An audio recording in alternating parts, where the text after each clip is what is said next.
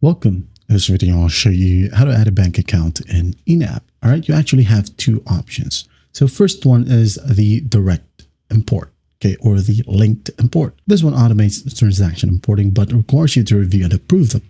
And the second one is the manual import, or what we call here unlinked, okay?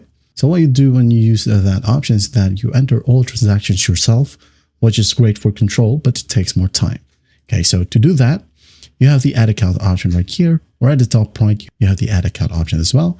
And when you go ahead and click on this drop down, you have manage bank connections options as well. So let's just go ahead and click on add account.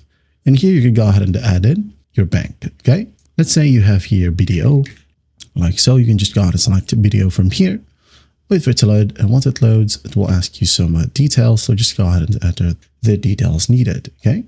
Now for online banking, it will ask you for your username and password. Now some other cards only ask you for your card number. Okay, so just basically follow the simple prompts, and once done, your account will be added.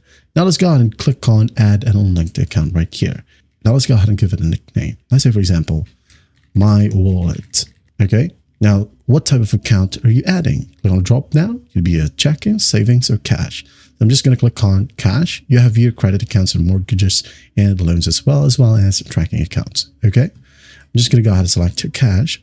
And what is your current account balance? Let's say I have here $5,000. Okay, now I'm going to click on next. Now it says here success, add transactions to the web or in the mobile app. You could also download the transaction file from your institution and use file-based import. So just click on done. And after that, you'll have your balance right here. That is it. So once your balance is added, you can now go ahead and create a target from here, enter some notes.